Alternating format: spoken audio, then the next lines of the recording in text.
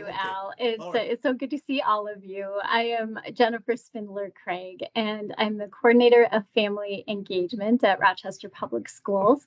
And I just have a quick update today since Al said it's a lightning round. And my quick update, of course, we have a lot going on in the school district, lots of school board updates that you can find on the website, and lots of conversation about our strategic change initiatives, especially about deeper learning and how we really move toward a lot of change initiatives. One of those, of course, is in family engagement and outreach.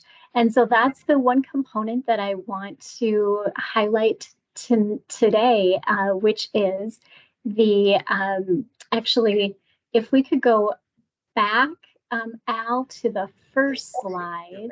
That one would be perfect. Thank you. Okay. Sure. We are currently undergoing a family engagement survey process in the district, and we're inviting every parent and guardian to complete a survey once per student who they have in the district. So if a family has 4 students, they could complete the survey for each of those 4 students, because the survey is reflective of each school that a family has a student enrolled in. The survey is anonymous, and it does not track any email addresses. I know we've had some families who've asked about that, so they can feel confident that they're giving anonymous feedback. And translations for the survey are available in Spanish, Arabic, and Somali. And then families who prefer reading other languages than Spanish, Arabic, Somali, or English can have additional support from our bilingual specialists. So that would be accessible. There were just some parameters with the ability to do translations in more than those languages. And since we have Spanish, Arabic, and Somali as a significant percentage of languages, that was kind of the focus there. But we do have additional support for other languages. And the survey is a joint effort from the Office of Academics and the Office of Equity and Engagement. And it's going to provide us, hopefully, with some good baseline data and inform us about the next steps as we really are working toward supporting our students with more equitable family engagement and practices and policies in the district. So it's really going to inform those next steps when we're thinking about our strategic change initiatives. So we are just requesting that our community partners would support that survey and provide that outreach to families, invite parents and guardians to share their perspectives before January 31st. And there is a link to the survey that Al has to share out. It was shared out by email once to all guardians of students in the school district. It will be shared out again. It's available here, and it's also going to be sent out through school newsletters. But the questions are really trying to get at parent perspectives on, what is each school culture and climate like? How are students treated? Are families welcomed? Do they feel like they belong when they are involved or show up at the school? So it's all of those questions that we want to know. Where are we at, and what are the areas where we really are going to focus our improvement efforts on? So that is my update for tonight. And I know, Al, that there are a couple of other slides there, but we can save those if you want to. Well, this one could just be accessible as information for those who are wanting it. So there was a question, I believe, last time about different coordinators in our Office of Equity and Engagement. So this is just contact information for those people who might be interested in getting in touch with specific coordinators in equity and engagement in RPS. Of course, the director is Will Ruffin. We have a coordinator in bilingual services, Brian Bothan. Willie Tipton is our coordinator of equity, working on HR and hiring more individuals who would represent the BIPOC community. We also have counseling and post-secondary readiness in our department. Sarah Louise Henry is our coordinator of equity, working in curriculum and instruction and professional development. I cover family engagement, and we have two coordinators who are our American Indian liaisons or Native American liaisons for the school district, Amelia Cordell and Tucker Ketone. So if you have specific topics to consider, checking in with any of those individuals about, feel free to reach out to them. And I think Al will just save that other one for our next session. How does that sound? Oh, sounds good. Sounds very good. Yeah. Okay. Thank you very much, Stephanie. Thank Al, you. hard to hear you. Welcome to stay, obviously, to hear the rest of the story here. I think I we've got will. some I'll be interesting. Yeah. Okay. So now next is Olmsted County, and this is, I believe. Okay, there you go. That will be Clara. Your turn, Clara. Yes, Yeah, about thank again you. 10 minutes or so. To Okay, yes, I will you do a may have a brief little bit more update. because just one more second. I don't see DMC. Maybe I can give you a few more minutes actually. Okay, Okay, go I ahead, will leave. please. Maybe another speaker can have the time because I do have a very brief update too as well. Good afternoon, everyone. This is Clara Puentes. I'm from Olmsted County. I just want to thank you for having me today. Let me see. Let me Should I make it bigger, back by the way, to to. everybody, or maybe I should do that? Does that work? There you go. Okay, do okay. It's hard to Okay, hear you, Al, when you talk, but All right. thanks. Thanks for Okay, making I it get bigger. get closer. How's that? Okay, all right, go.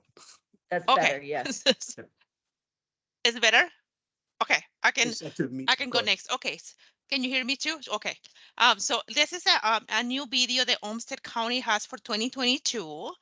And I will not be playing the video again because of the time, but I would really encourage you to watch the video once you have the time. What this video does is kind of showcase of the how the county has worked to impact the quality of life that all residents for this year. The video has not a comprehensive list of all the projects and initiatives the county has done, but the major projects for 2022, you will be able to see it on this video. What are the accomplishes and initiatives and projects for 2022?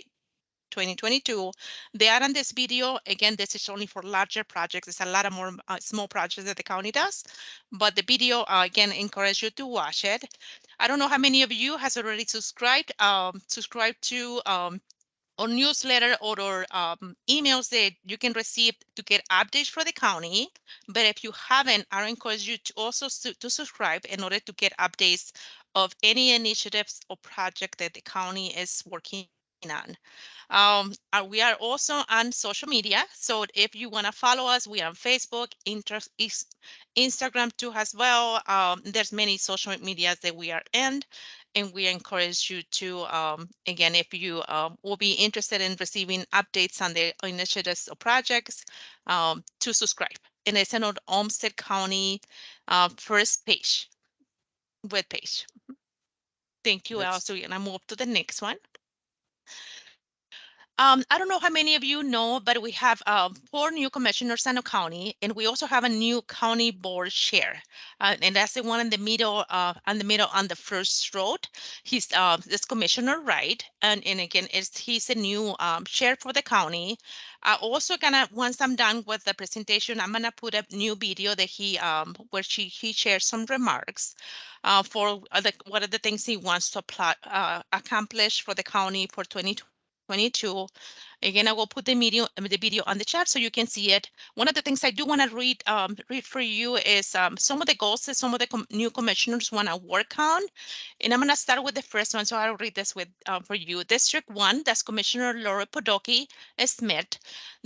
She's one of the 3 of the new commissioners that in the back row in the picture. So one of the top goals that she wants to work on is to ensure a sound and a stable budget. Olmsted County has proven it can secure, ensure, and strengthen his financial position during times of economic growth. Commissioner Brian Mueller, another new commissioner, he's looking forward to being involved more with the community and working with new and current commissioners. In District 2, Olmsted County Commissioner David Sanjam, his goals are to represent the interests of the community to the very best of his ability and to study the issues and govern the county board table in accordance with what he feels it is the best interest of the citizens of Olmsted County. And then Commissioner Michelle Rasmant, she's on the one of the first row with a white jacket. Her goal is to represent the interests and needs of the residents of District 5 and Olmsted County government decisions. And the link that I added to the PowerPoint slide, the one that you can see right now, that link can give you a lot of more information about what the goals and things that they want to accomplish, and a little bit more information for you to get to know the new commissioners for Olmsted County. And again, once I finish the presentation, I will put the video link if you have the time to watch it too as well. Next slide. So today is all about videos. I have another video that I want to share with you, and this one is about One Olmsted. One Olmsted is a diversity equity initiative for the county. This video was launched also this year too as well. And this video also explains some of the work the county is doing to build more community partnerships and to help make One Olmsted an even a better place, welcome place, and where diversity is celebrated and inclusion is a way of life. What I wanted to add on the slide here as well, it is our mission that we have for Olmsted County. Olmsted County, it is a diverse equity and inclusion initiative, is to eliminate disparities and create equitable outcomes for all through our commitment to diversity and inclusion and development of strong communities. Again, there's 3 videos that I'm sharing with you. I believe the PowerPoint is going to be shared with you after the meeting. So I encourage you to watch those videos if you are interested in learning a little bit more on what are the projects, DEI initiatives the county is working on.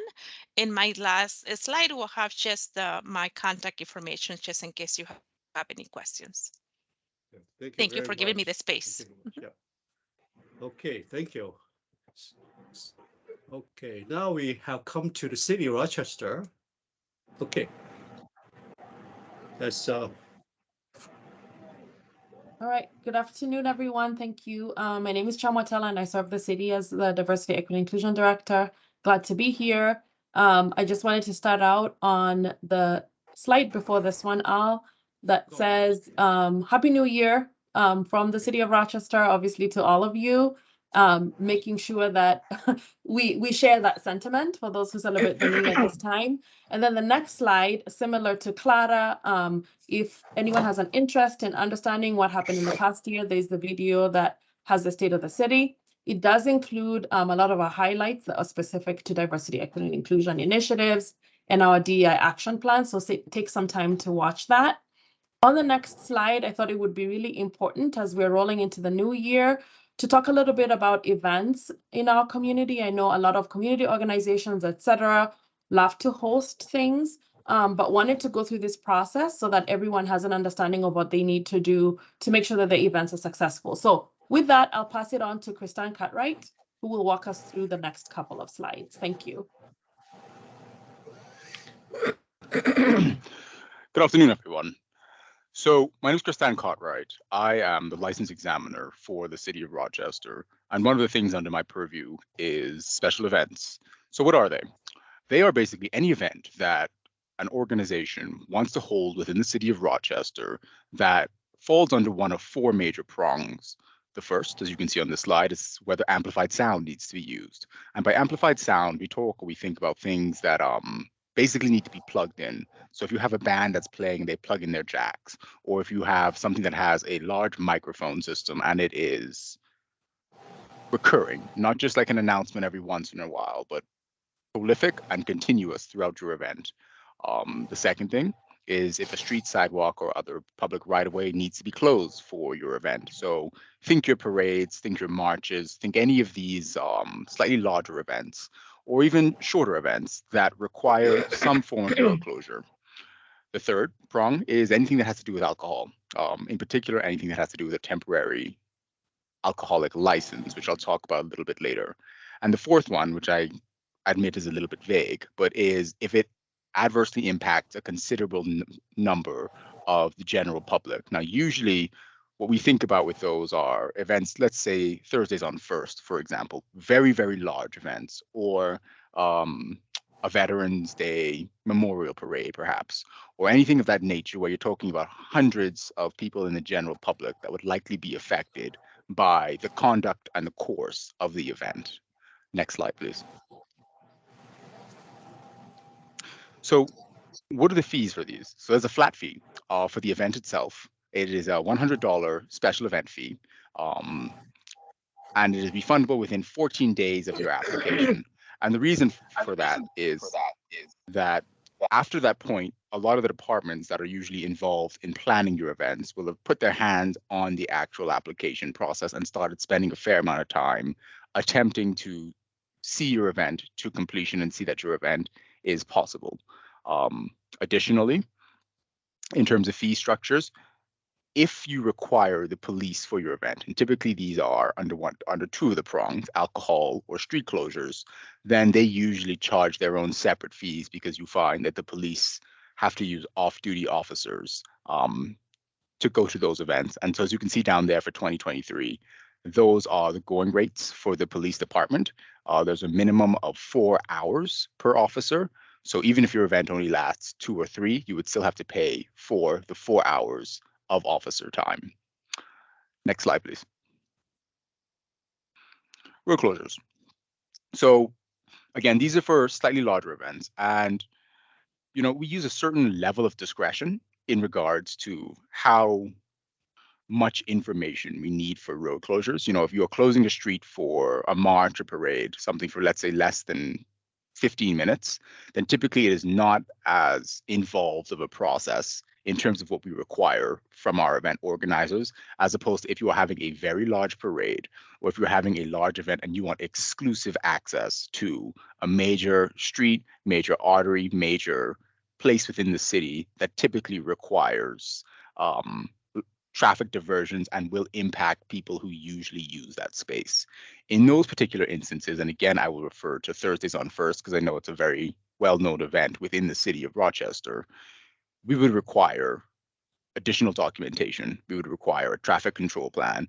We would require evidence of how you plan to close the street, and you would have to work in pretty close coordination with multiple city departments who, again, are sign-off signatories, I should say, of the special event process, but in particular, our Public Works Department, our Police Department, and our Fire Department are the 3 major prongs who work very closely with longer term or more dynamic road closures. Next slide, please. So as I was talking about road closures, I mentioned traffic control plans. And so there are a couple of companies, local companies within Rochester that provide those traffic control plans. They are warning lights and safety signs.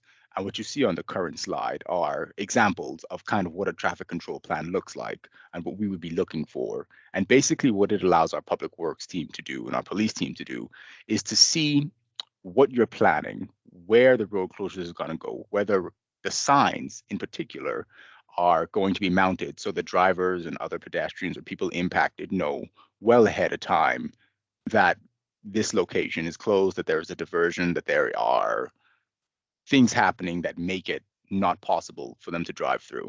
And then occasionally, again, depending upon the size of your event, it may require additional barricades, delta blocks, jersey barriers, which are large concrete barricades, basically, that keep an event safe so that nobody can just speed through and hurt any of your guests and any pedestrians that are attending your event. Next slide. Alcohol. So I touched on alcohol earlier. So if you have an event and you are thinking of having any sort of alcohol consumption, you are more likely than not going to have to fall under one of 2 umbrellas. Either you will have to obtain what's called a temporary liquor license.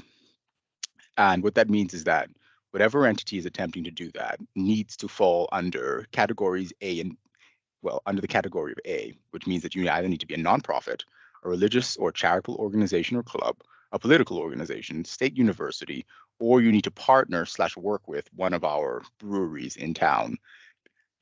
In addition to that, any of those categories that I just mentioned have to have been in existence for at least 3 years, except for the breweries. And then if you meet those qualifications, you are able to obtain a temporary liquor license from the state of Minnesota and the city of Rochester, but primarily the clauses that I'm talking about under A are statutory clauses that are enforced by the state. They're not city requirements, they are state requirements. And so we are bound by them, which means the city of Rochester has zero latitude to be able to assist any entity that doesn't meet those qualifications, because we have to send the proposal up to the state of Minnesota for them to ratify and to allow the sale of liquor for a temporary license. And again, those temporary licenses cannot be more than 4 days in length, and those days have to be consecutive. I'm sorry, that wasn't in there, but they have to be consecutive days. So you cannot have, you know, say you're having a week-long event and you want to have a temporary liquor license on Monday, Wednesday, Saturday, and Sunday. It won't work like that. You have to pick your 4 days in a row or your 2 days in a row. Finally, another, sorry, can you go back one? Sorry. No worries. Another avenue that could work is called the Community Festival, which is approved by the Rochester City Council. And as you can see there in the definition, our ordinance gives us this sort of off-ramp, for lack of a better word, opportunity for any event that is celebrating the people, history, food, culture, music, or events of the city. And the city council can declare that by a resolution. And we've found that we can do a somewhat broad reading of this. For example, in the past, we've designated Pride as a community festival, Rochester Pride, because of course it is. And so other events which we can potentially tie into elements, you know, of DEI, if we wanted to do something for Juneteenth, for example, that would likely fall under a classification of a community festival. If we wanted to do anything for Latino Heritage Month, any of those sort of things would fall under, we could likely use it to fall under a community festival, Chinese New Year, that sort of thing. If there was a large event that wanted to celebrate that, we would definitely have that as a community festival. So those, just using those as sort of examples of what we would be able to recognize as a community festival and move forward and kind of avoid having to do some of the work of that temporary liquor license, because it is very limited in the statute. And I know that a lot of organizations which may want to do liquor are not able to obtain it unless they partner with an entity that could obtain the temporary liquor license on their behalf. One final element, and I apologize, I did not put it in the slide, are timelines. So the majority of these, in fact, all special event applications have to go before our city council, which meet twice a month, once every 2 weeks typically. And so for general events, for typical events, we ask about 30 days notice. If you find that your event is going to be large, so we're talking about anywhere from 300 to over 1,000 plus attendees, and certainly if it is going to be relatively complex, again, think Thursdays on First, or think a very, very massive parade, we'd likely want to see it anywhere from 60 to 90 days so we can really get things together, because the more technical and the more involved your event is, you may find that my office calls a meeting with all of the other departmental stakeholders, so like Public Works, Fire, the police department, et cetera, and the event organizers to really hash out all of the requirements and issues of the event. And those meetings can take some time, and we might want to address certain issues before we're comfortable putting it before the city council, because typically when we do, we make a recommendation to approve these events. So we want to have some level of confidence that they're going to be possible before we do so. And again, the more complicated the event, the more that usually needs to be worked through before we can give that assurance with confidence. Okay, Kristen, I would like to kind of closing on a little bit, okay? Mindful that well, so you have sent us kind of PDF file and all that stuff, right? So it'll be posted on the website. So hopefully that we can accomplish, questions and anything, get back to you. Is that all right? Yes, that's totally fine. Okay, yeah. Thank you very much again for your presentation. It's very helpful. Okay, next one is DMC. DMC, Wafa, you didn't have slide, but you can talk, right? I think so. Hi, everyone. My name is Wafa Al Khalifa, and I joined Destination Medical Center almost a year ago, or over a year ago, as the Equitable Development Coordinator. I've connected with Al and Dee to share our interest in sharing updates uh, with CMRC on our work on monthly basis. So I will be joining you to share any information, any updates or upcoming events. The three primary goals of my work with DMC, one, anything relating co-design. I help Jess Roberts and Kevin Bright on executing the co-design toolkit that we have published with the help of City for Health Group. And I also help organize training sessions. So if you're interested, if you know someone who's interested to know more about community co-design, I will be the primary contact, and I can help you with scheduling training um, to learn more about community co-design. And I also focus on equitable development, affordable housing. I sit jointly with City of Rochester team on projects in the DMC district that relates to housing and provide an equitable lens looking at these projects. And the third goal of my work is I help DMC with all their other initiatives and other projects to provide diversity, equity, and inclusion lens. So I will provide Al with more information about a program that we've been running right now, which is the Main Street Grant Program. That provides a grant that we are administering, and we received the funds from Minnesota DEED. And so we hope that we would be able to share all the helpful information to you and to your communities. And then I also wanted to share quickly that DMC has a DMC EDA board and does have also a DMC Corporation board.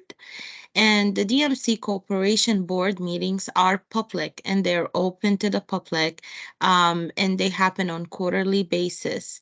And we have noticed the missing presence of our members of our community. And I would love to let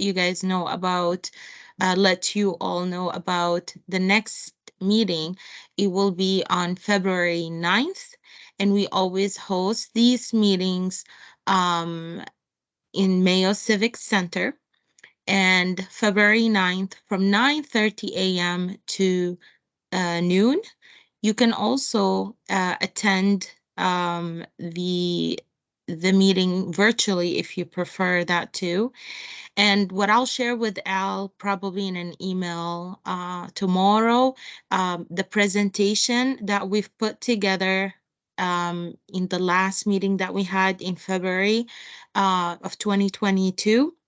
And that presentation was a collaboration between DMC, Diversity Council, and City of Rochester, because we work a lot together on so many different projects. So it made total sense that I come and share all these updates on monthly basis. And if there's something that interests you and you want to hear more, our team is ready to come and present information to you all and provide you with, anything that would help you understand more of what we do and how you can be part of this economic development. Thank you. Thank you. Thank you, Wafa. Thank you very much again. Okay, rushing along. Okay, now we have RCTC presenting the Perkins Project. Okay. Yes, thank you for having me. I am Jeannie Meidlinger, the new Perkins coordinator at RCTC. I started this summer in July, and so I've got 17 years experience working in higher ed and working specifically with this grant for the last 6 years, but I'm new to Rochester. And so if you want to, the next slide just has my name, but if you can go to the slide after. Just to give you a very 40,000 foot background of what is Perkins. Besides a restaurant that you might hear people going to, this specifically is a federal grant. It has a long name, but essentially what I want you to walk away today knowing about is there's a federal grant that people refer to as Perkins that provides support in helping learners move into the career and technical education fields. And so there are funds, financial support that is provided in a consortia model. In our next slide, I'll be able to show you who our partners are in our consortia. But there are dollars that we receive every year to support career exploration, program improvement, equipment, supports, which I'll talk about. That's why I'm here today, to try to be supporting all learners and all populations. And the last piece of this slide is talking about how we do a comprehensive local needs assessment every 2 years. And so this is a group we probably will want to be coming back to in the future to make sure we're getting feedback on the needs of our community through that essentially SWOT analysis that we'll be completing every 2 years. So next slide, please. So that consortia model that I mentioned in Minnesota, our grant is split into sections throughout the state. And so our consortia involves Rochester Community and Technical College, Rochester Public Schools, and then 8 other area schools you'll see listed there.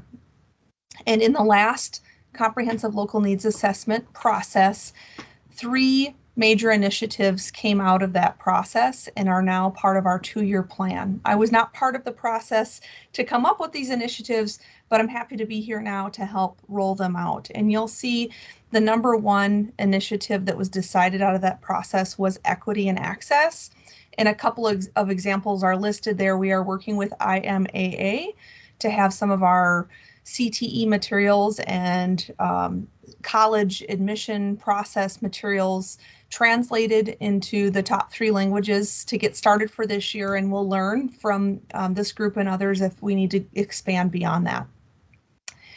And then part of this area, number 1, there was some money set aside that when I started, they said we need to determine what these additional dollars will be used for, but we want to make sure they're focused on equity and access. And so I had an opportunity to meet with Dee at the Diversity Council, and then a follow-up meeting with Kathy to discuss just some of the things I'm hearing from our staff as needs. But I also want to be able to say that we're here to be open-minded. We want to listen to you. And so if we are not meeting the mark of what your, with what the people need, then we want to make sure we shift and redirect. But so had some conversations with Dee and Kathy, and from my own experience through some conferences, but also living, working at South Central College, we had a gentleman, Fana Adam, on staff. The liaison model, I saw it in action. He did great. Having a staff person on campus that could speak the language, that understood how to support students, was the perfect model if we can have that. Right now at the college, we do not necessarily have that in place. And so we discussed, if you want to go to the next slide here, deliverables that I mentioned to Dee and to Kathy as what we're hoping to be able to help support with some financial support is working with your group to create videos. And when I talked with our admissions staff, I said, what kind of videos would be helpful? And so up front, they mentioned having a video to help people through the application process, helping people understand financial aid and scholarships and the value and benefits to seeking those. And then we have a program called PSEO where students can earn college credit while they're in high school to help educate folks about that program and how to access it. A second deliverable that I talked about was events. So if there are events already in place, that if it's appropriate for us to be welcomed to those and join you, or to have a liaison join and be able to have some materials and speak about it. And then the second one listed there, financial aid nights, to be able to help educate again folks, but be able to do that in person. And I'm here to learn, what is that appropriate place? Is it hosting something on the campus? Is it coming to you in your communities? What does that look like? And so being able to help provide support at an event. And then the third deliverable that I've been talking about, but I certainly want to learn more. I've only been around for 6 months, so I need to learn, but to help students learn about self-advocacy. There are a lot of resources available to them at the college. They may not understand how to ask for it. They may not understand that they exist. And so some of this might be deliverables that we can accomplish in the next few months, but some of this might be looking into next year of our budget and planning for in the future. And so that was my presentation that I have available for today, but was hoping to leave it open, have some time left here to listen to you and what you think, and if this is a project of value, and if this is something that would be helpful with your communities to help bridge the gap for students to find their way at the college. So thank you very much. We have at least like 10 minutes and maybe more for kind of Q&A sessions. Hard to hear you, Al. Oh, yeah, we have at least 10, 20 minutes even, it looks like, to have conversations, Q&A. If anybody has any questions. I'm wondering if there's the potential with this funding to really, sit down a group of individuals, like as co-designers, to say, here's what we think would be most beneficial to students and families, that in our communities, and how that might impact or inform the videos and events and self-advocacy activities. So I'm throwing that out to the group as well. So anybody raise your hand if you wanted to talk, by the way, please. Yeah. Kim, do you want to say something, Kim? Yeah, this is Kim. I think, having it translated, but then also having the translated document in a audio format that can allow people to, because there's other, immigrant, refugee, 50% can't read and write. So how do we really support those who cannot read and write as parents? So having audio and video would be good. If you have content like you're going to have IMA translated, then having an audio format that can help parent to really understand each of the program or each of the event or each of, like, the scholarship is going to be important in financial aid. Those two are kind of question that a lot of family have, and a lot of parents don't know how to ask for help, or they don't understand about financial aid, or how can they, who can help them fill that out. And if language is a barrier, and is there a person that can help them that speak their language? Yes, and yes, we would absolutely. That's part of what I'm hoping we can be able to provide those in whatever capacity that is best for the needs in the community. Thank you. Anybody else? Otherwise, I have a comment. Wait for anybody else at first. Okay, let me have a little. When this topic was presented to steering committee, the way that we understood it, the way at least I understood it, was the twofold, right? We want to have RCTC be able to recruit more BIPOC folks to come to attend.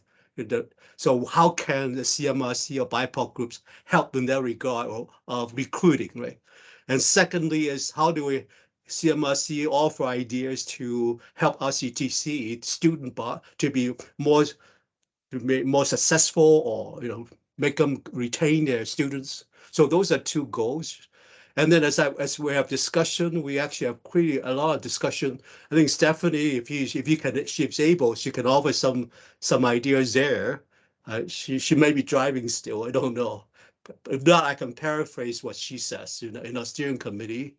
First of all, she thought that the way that she was talking was I think CMRC could offer the fact that we can have conversation with the community that we represent, the youth, to tell them more about the attractiveness of RCTC, that that kind of thing that we can offer. That's what I think Stephanie was mentioning. The target youth, explaining what the value add of RCTC to the youth group that our community represents. That would be one value. But she did also mention, Stephanie, you're still muted, but I always try to paraphrase you. Okay, she also mentioned there's a concern that the nature of this problem is bigger than RCTC. There's a notion that the thing is that a lot of students, for whatever reason, particularly the Black enslaved population, have not quite sure want to stay in the community. They have finding some obstacles or whatever environment that is not too. So that is a larger question, that Stephanie had pointed out. Stephanie, you're not muted. Maybe you can speak something about that. Yeah. I'm unmuted. Yeah. So yeah, I had just brought up the point of the importance of having the youth involved in some of these decisions that we're making involving the youth, and and Al, you got it all right. But just to further elaborate, what I was saying was that when we're dealing with the youth of color here in this community, they're not wanting to stay here, and we're finding more so that it's not because they don't know what's available here. It's just that they do not want to invest into this community. Kind of like what I was paraphrasing, that it's a bigger issue. And I think that it would be valuable to actually have the youth of the community involved in some of these conversations, just because we're trying to solve a problem based on what we can see. And even from a parent perspective, some people may know or not know, but I have 8 children from 32 years old to 15. So quite a span. And things have changed so much, especially how kids are receiving information, what they're doing with the information they receive. Actually, this generation of kids has more information than I think any of the other generations of kids had. And I think it's valuable to hear how they're making their decisions on where they're investing their time. So, when we're talking about these programs involving the youth, and when I say youth, I'm really speaking young adults as well. Most of my children are young adults. I just think that there'd be some more value in just hearing their feedback. And like I said, the bigger issue of, really addressing why is it that the minority youth here in Rochester choose not to stay here and choose not to bring their talents and the things that they know and all the education they receive here in Rochester. Why aren't they using it here in our community? Why are they taking those talents elsewhere? So that's kind of what I was getting at.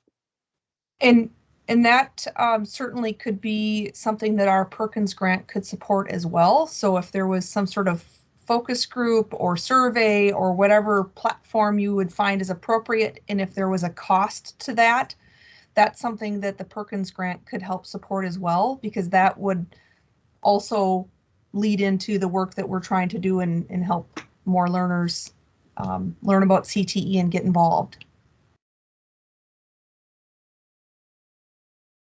Anybody else have any comment? Raise your hand. Otherwise, I'll say one more. Okay, I hate to dominate the conversation. So to clarify my thinking about this, is there an opportunity that you're looking for somebody to become a navigator? Is that try to fill the position? Is that what you're kind of also asking? Yes, looking to contract work out. The word that I've heard at several conferences as a best practice is a liaison, but if you call it a navigator, whatever the appropriate word is. But yes, we have dollars set aside in the grant that would be able to contract work, hoping short term that some of these deliverables that are listed there, but also I don't want to assume we know everything. I want to make sure I'm hearing from you all on what are the needs, and as mentioned, to talk to the youth directly on what they need, and be able to I see this as a long-term partnership, I hope. Certainly I have some dollars when it's federal money. There's limitations, so I do have some dollars set aside that need to be spent by June 30th, but we are also starting to work on our budget for next year.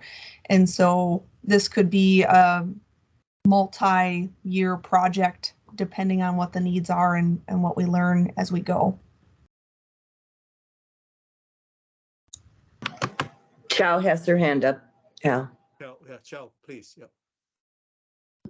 Hi, Janine. I just had a quick question and let me know if I missed it. I had a question specific to how you're utilizing or hope to utilize funding, not just with youth, but with their families and communities, just because I'll speak for myself.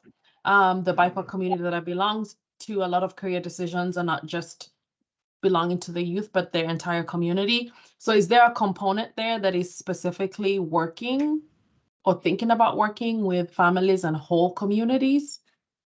Yes, that I was hoping that this might initiate those conversations to learn what the needs are and be able to step into that space as appropriate. Yes.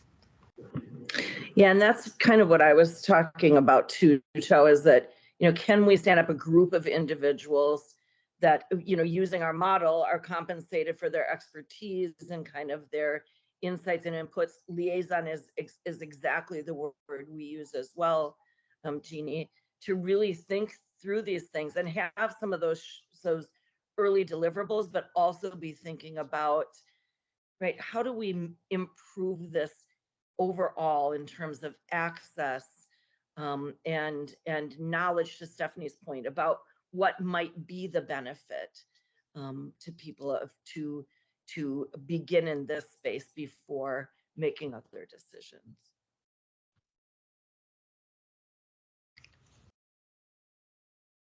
Anybody else? Just bring to mind a little bit. Are we looking potentially at co-designing kind of a project, to bring in co-designers and then that notion, right? Correct. Yeah. Yep. Yeah, and maybe it's a little bit different model, but definitely looking for that long-term relationship to say, okay, we're going to take a few of these immediately identified steps, but then be thinking and processing together what else would make sense for different cultural groups and with the youth perspective, absolutely, and family. Just to add a little bit, I know that the agricultural area continues being a challenge for RCTC, and Kim in the past has talked about the village agricultural cooperative, because we need to increase people wanting to work the land, work on healthy crops and what is more culturally appropriate food and things like that. So a lot of the fields from a lot of the key careers are disappearing from RCTC because we do not have access, or we do not have a way to motivate kids to get into those fields. And I don't know if I'm making sense, but RCTC is suffering from some of the technical careers. We know we have CTEC and we have the PTEC, and we have all these different piloting projects to get students into RCTC in different fields. But we're missing that connection that a lot of the students need to be seeing the future, where we need to grow, where we need to put our money into. And so I mentioned that we are in a consortium model, and so I'm here representing RCTC today, but I do work very closely with my secondary partners and the area high schools. And so if there's any type of education needed or videos or whatever we might come up with that should be targeted at middle school age students and their families to help them find the courses available to them in their high school, if there's agriculture classes in the high school, but maybe it's not at the college, certainly that could be something we work on. Also, we are very close friends with our neighboring colleges. And so I know Riverland, not that I'm trying to send people out of our community, but if agriculture is an area of interest or a need and they need to spend some time at Riverland for that education and then help them find their way back to Rochester to implement, there's certainly opportunity here for us to work across spaces if it means getting to a college that does have a program that exists. Kim Sims got his hand raised. Kim. So this is Kim. I just want to say about, I could speak on behalf of the Cambodian community, why some of, the youth after they finish high school, they don't continue to go to college, is that they want to go out into the workforce and helping their family, especially, with the living costs of what is happening over the 15 years that's Rochester. It's making it harder for, a lot of refugee and immigrant family to, make it and meet. So the kid would sacrifice their education and say, well, I'm going to go and work and enter the workforce and try to help their mom and dad out first. But they don't realize that when they get into that, they tend to not return to college. But then how do we really help them to really rethink about that they can even, help their parent even more when they finish college, and defining, the salary, letting them see that, because as a child, and when I graduated high school, speaking on my behalf, I was thinking like that too. But my mom said, no, son, you need to go to college. She was pushing me to go to college. But not all parents think like my mom. But how do we, really define those, and telling, a lot of the kids who family are struggling financially, and with the price of everything is going up, it's a challenge to recruit a lot of, minority and BIPOC. And that would be 30% of the Cambodian community, I would say. Thank you.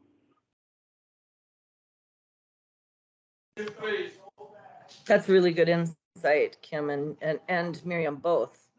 And I see more hands too. Well, okay. Myrna. Okay, Myrna, go ahead, please. This is Omar. Can you hear me? Yes, yeah. Yeah, I have a question. And we are non-profit, and we do after school program and from K to 2 Alif.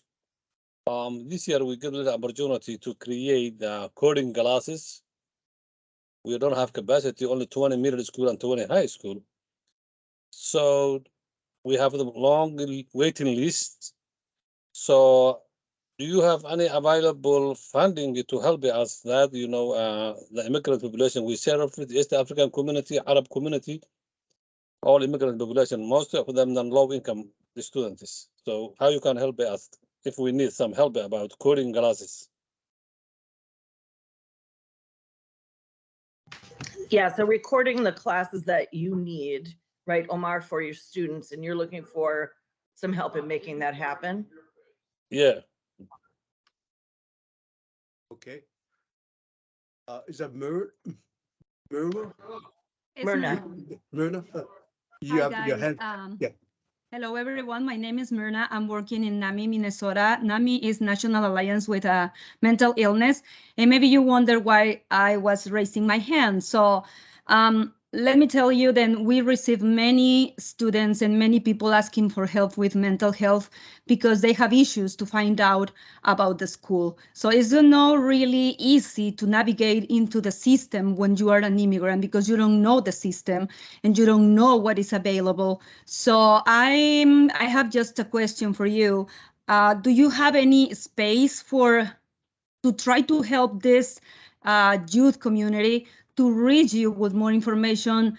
And do you have some space to have some mental health activities or something? Then we can encourage them and we can help them with the mental health, and they can be stable enough to check what is in the system in the school, and they can be able to make the right decisions.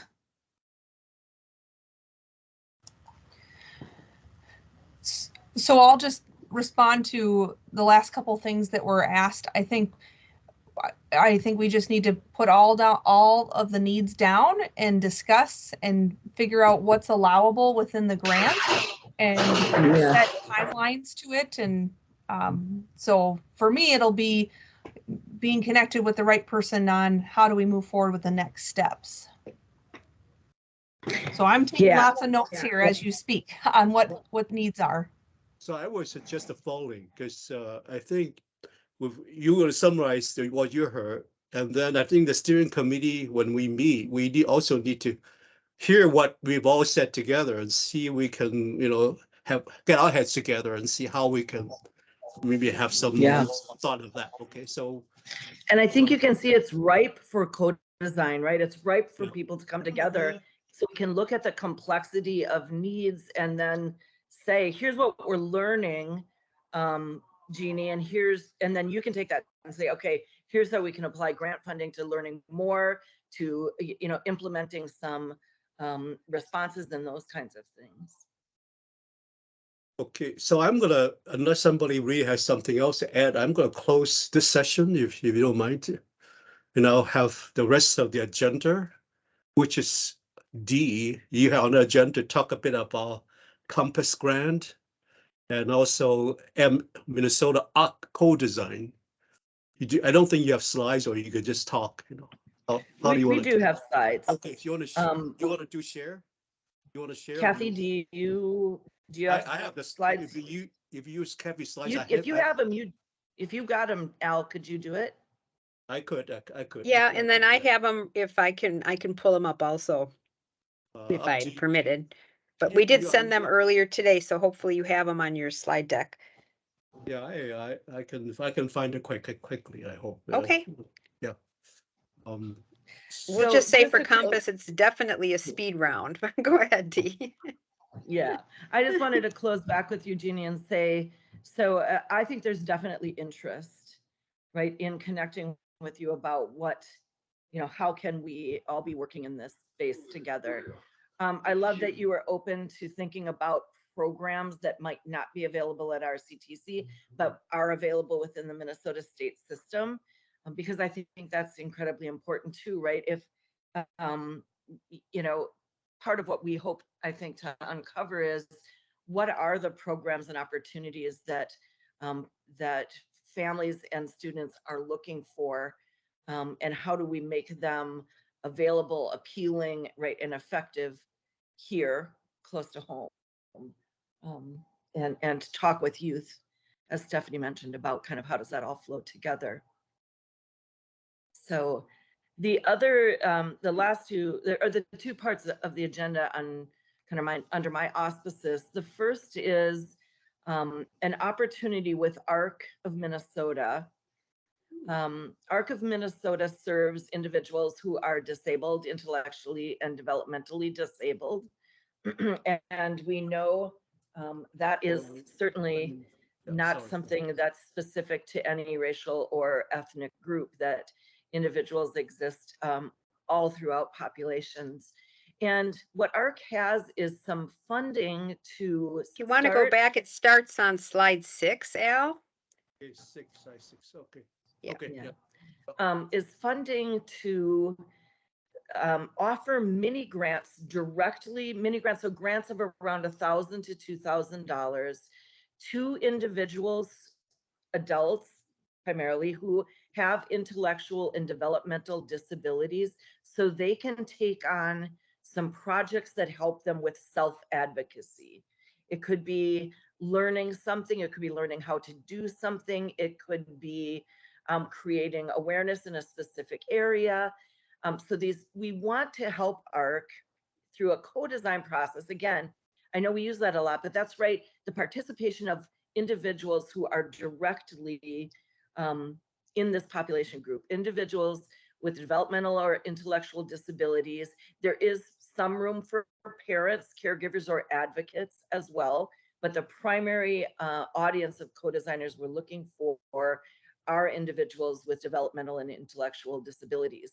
To help ARC design this mini grant program so that it is effective, it has effective messaging, it encompasses the things that people would be interested in, you know, if they are to ask for $1,000 to $2,000. ARC really wants to understand how to make this mini grant program successful. So our ask is for each of you to, you know, venture out into your, you know, the groups that you liaison with, the populations you identify with, your circles of influence, and help us identify eight people to participate in this co-design process. I know one young gentleman who has expressed an interest. He is in the Hispanic, he's of Hispanic heritage, and is interested in participating. And that's kind of what we're looking for. Who can we find in our, you know, realm, if you will, or within the population groups encompassed by Community Mobilization Resource Coalition to participate in this design process. It's compensated, right? They're compensated for their time. We are very cognizant of not wanting to affect anyone's funding if they receive social security disability or something like that. We can work with them and work with families, but they will be compensated for their help in designing this mini grant program.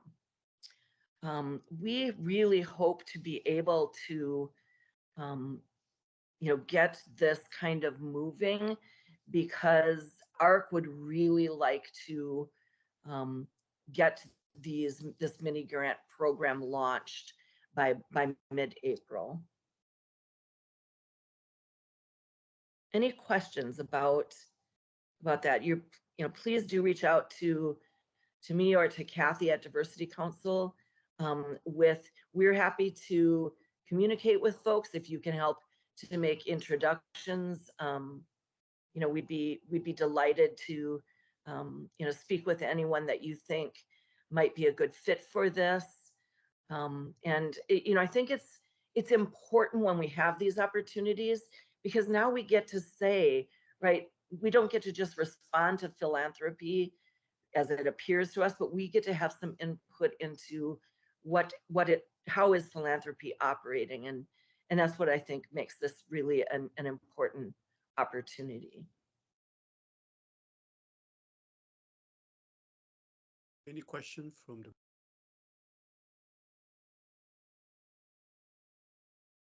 If not, I do have. All right, thanks. So one clarification, yes. The ask is again, helping us to find 8 co-designers. That is correct. Yeah, from a BIPOC group, from CMRC or other sources, and you like them to have experience in the difference-enabled population or yes, not. We want them to be developmentally disabled, not representing people who are developmentally disabled. Yep. Okay. Yeah. And that's why, like I said, there is a little bit of room for some parents or caregivers, especially if they are, you know, have that relationship with an individual where they're, you know, helping that person to communicate. But we want self-advocates and people who want to be self-advocates to design this program for self-advocates. Thank you for the clarification. Yeah. Yep. Okay. Shall we move on to the next topic? Anybody else have questions otherwise? Then we'll go to the compass, I think, right? So you. Yep, and Kathy, do you want to take the lead there? The compass, yeah. Yes, this is new to some in our meeting this evening, but many of you have heard this, so we'll speed through it. And sorry if you're getting tired of the topic, but it's a very exciting situation, and that Diversity Council was invited to submit a proposal for a grant through the National Institutes of Health. They have a small part of their funding goes through something called the NIH Common Fund, and they're trying something new, and they're looking at community-led and community and kind of engaged research, and that's what COMPASS is all about. And so we found out in the middle of December that we were invited to submit a proposal, and you can see the title there, kind of building on the success of Project Healings, which was the COVID-19 response project, intersections between food, health, and culture. And it's kind of reactivating and re-engaging the Project Healings grassroots organizations who are all around the state of Minnesota, with a strong concentration, of course, here in southeastern Minnesota and the Rochester area, speaking to many of you in the room. And this statewide project will center around cultural crops and foodways as related to health and wellness. It's so complicated and has so many layers and opportunities that it starts with a 2-year planning process that basically puts community in conversation with researchers. And we're asked to create a health equity research assembly, which would be a wide range of stakeholders and interested parties in health that would also help give feedback and input on where the project would go. So if you want to move to the next slide. I have the names there listed of the researchers from the University of Minnesota. Mentioned the first 2 years as planning and development related to all of the aspects of the project. Then there's a lengthy research intervention or kind of structural intervention research phase that can extend from year 3 to 8. And we have several studies kind of ready to go, particularly revolving around eating fermented foods, fermentation for health, and the impact of fermented foods on gut biome. And part of the planning process is identifying other potential research projects, because again, we'll have time to be developing those. And then phase 3 is kind of sharing data, thinking about how to keep programs and initiatives sustainable, next steps in trying to impact sort of structural racism that's kind of built into a lot of our food systems, health equity systems, how land is used. It's really been amazing to try to build out this grant, because we're having conversations with many organizations and stakeholders who have an interest in participating, because it's like society is finally ready to try to address in a larger way some of the systemic problems that result in poor health outcomes for communities of color. If you want to move on to the next slide. So we're kind of right in the middle of trying to finalize everything. The full application is due January 30th. If we are selected, then we would be notified in March. There'd be an extended negotiation period, and grant work would start in September of 2023 if the project moves forward. If you go to the final slide, that's a bit of a comparison between Healings and COMPASS. The big difference being this is much more community-led, a lot of feedback, a lot of conversation, and the opportunity for community voice to be heard in how the research is designed and conducted, as well as everybody learning together around a lot of important aspects related to health and wellness and how food helps with that. We are in the phase right now of finalizing, and so the Healings teams were sent out requests for letters of support. And I'm sorry, I had sent Alan updated slides that had the information for a listening session, which we're having another information session next Monday. And I will send out that information session to everybody on the CMRC in case you want to drop in on Monday with some questions. And again, the request for letters has been sent to all the Healings teams. If there are others here today who would like to have that opportunity, just let me know, and I'm happy to send you that request as well.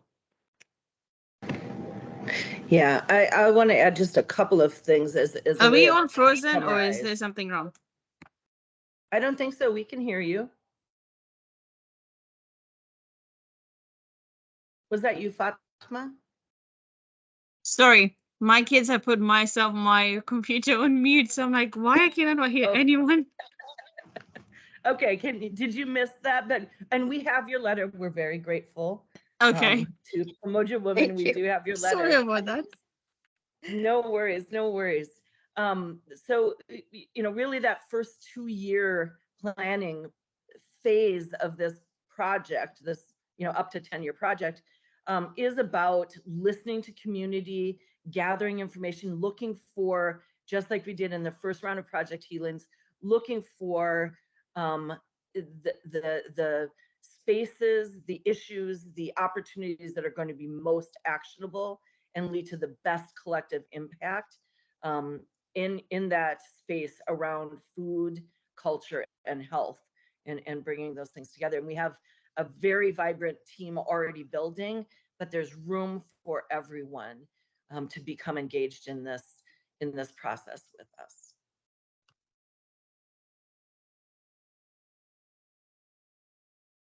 Anybody else have questions?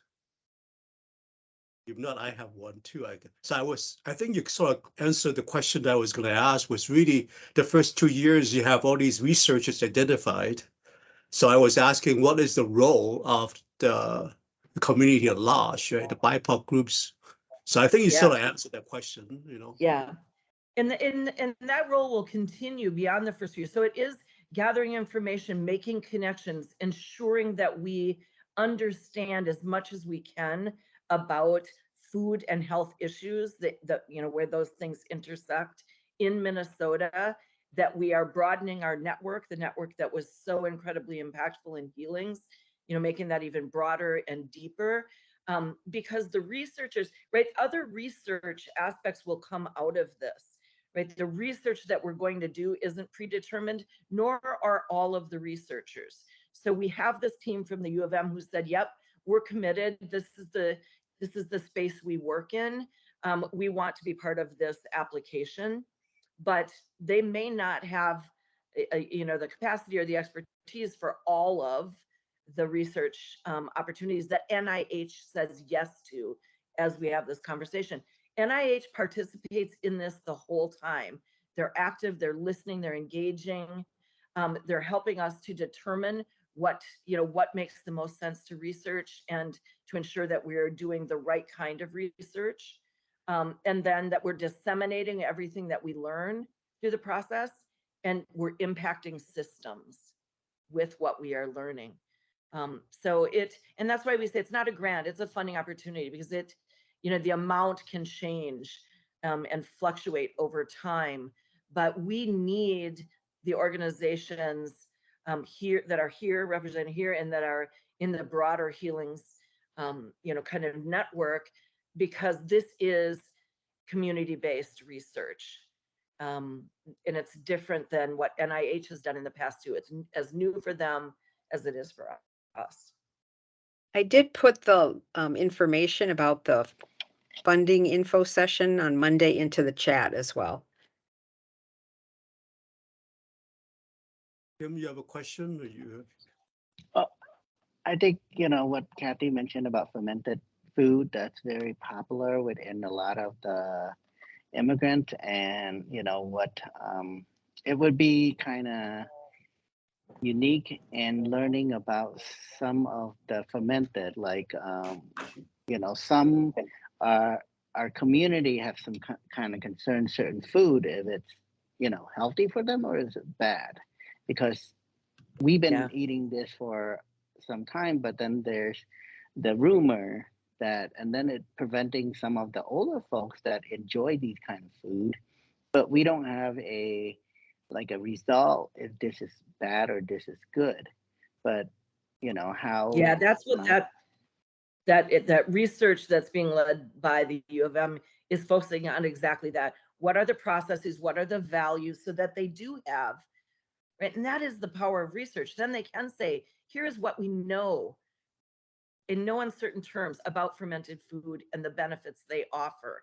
so that we can be telling that story and, you know, focusing on the benefits of fermentation.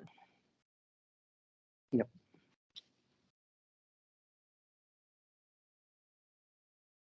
Anybody else? So clarify this. The ask is if you're asking for organizations because you're sending out support requests. We're asking for, yep, Yeah. letters of support. Letters of support. Yep. And you For already the received, application, yep, which will be going in on the 30th. Yep. So I guess we can. The current folks on board, you know, they have their organizations. If they see your request, they can, you know, feel free to support it. And right, okay, that's one ask. And is there another ask? Or is that's basically it for now? That's it. Yep, that's what we need right now is folks. And there are different ways to, you know, the letter of support has to say how the organization plans to participate, and there are different roles, and we've given definitions of the different roles so that you can take the letter template, put in what does your organization do, put in how you see yourself participating, return that to us. It goes in the full packet that we submit. And then in that 2 years of planning, we define how are we all doing this? What are we doing together? Those are compensated roles, with the exception of being on the part of the assembly, which is also critically important. Yeah. So I would assume the more support you have, the more it will be more merit to get into being accepted. Obviously, right? Yes. Yeah, Yes, always. that's what we believe, because Right. and different than maybe other grant requests where, you know, the more senators, elected officials you have letters for, from the better. In this instance, the more grassroots public serving organizations we have support from, the better. So I see the uniqueness of our ecosystem, you can call it. You know, we have all these groups here, and they are underrepresented. You know, they're minority cultural groups, and their their lifestyle, their nutrition, their food, it's all contribute to this research. This I think is quite unique. You know, the way that Rochester can be represented is an opportunity that I think we have a good chance to get accepted. Agreed. Yep. Yeah, And we have, yep. And we have the immediate past history of the success of Project Healings and the expenditure of those federal dollars that exceeded expectations of the funder. Dee, can I ask a quick question? And if the Yes. answer is super long, we can talk about it later. In this particular case, has there been concern from BIPOC communities about having to feel like they have to validate their healing patterns or healing methods through a very Eurocentric lens? And so why is there this additional step of certifying? You know, how do we respond to that? Yeah, so that's part of actually what we anticipate will come out through the planning is, right, where are there things that are interrupting health and access and participation, like just like what you just mentioned. What type of concern is that? How broad spread is that concern?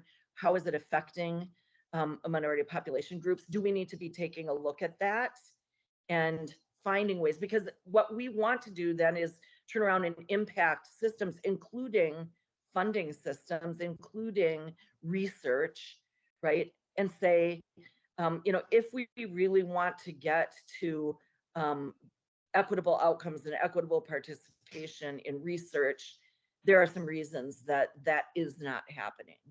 That's why we also think, so it can be, and you know, it's really wide open what the project itself can cover over time.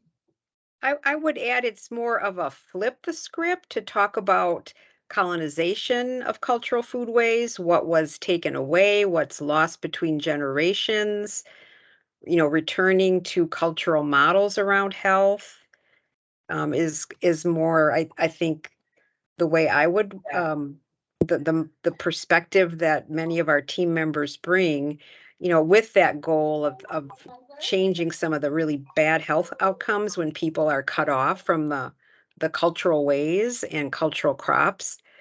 So it's kind of trying to rebuild health and pull communities back into the wisdom that, you know, came in prior generations and foodways.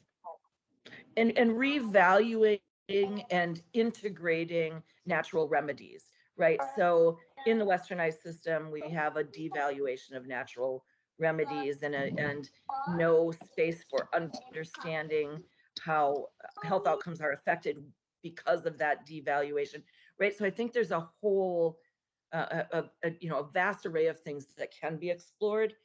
What we'll do in the 2 years of planning is determine what are the most significant things that have broad, right, for Minnesotans of all races and ethnicities that can broadly impact their health and well-being, and then focus research in those spaces.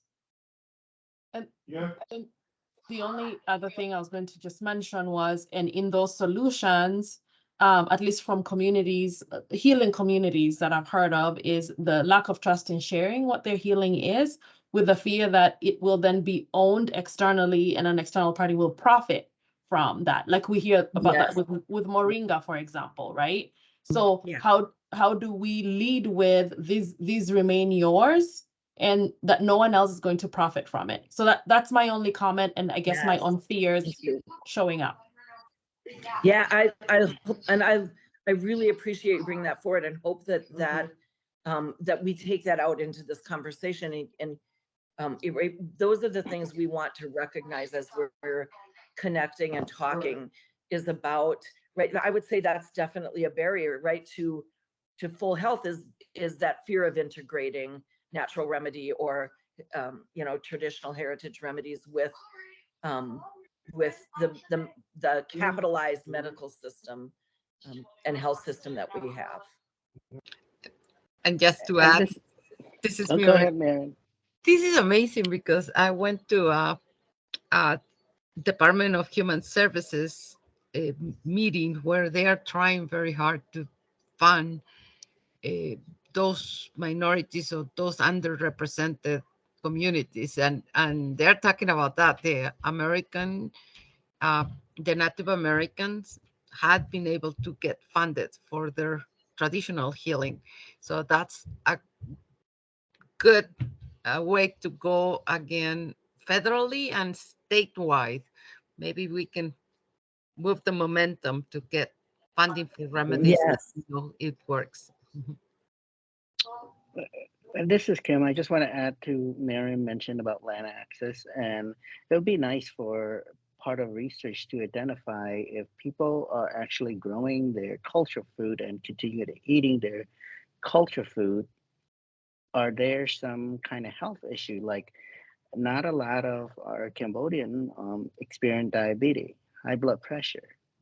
Why are they developing these Exactly. things when they're, and that would be something that we want to find out, if people are growing their culture food here and eating and maintaining their diet what they used to be back home. Is it lack of exercise, or is it nutrition intake that's causing these? And that would be something that would be great to find out. That's just my kind of, Yes. point. And there are a couple of studies we just heard about in that exact space, and that's really what the third phase of this grant is, then taking what the research, you know, what we've learned in the 6 years of research, and connecting it to what's known elsewhere, you know, disseminating it widely and taking in, you know, so that the outcomes of our research and the findings are shared with the findings of other, you know, in other spaces, and build on the knowledge of what's really important in terms of this intersection of health, culture, and food. Okay, I'm looking at my watch. Okay, it's 6 o'clock. Good conversation, everyone. It's just maybe just a couple of quick words. Is that the traditional way of running these meetings have always been having some entity, regular presenters, but from school, from county, city, and so that style was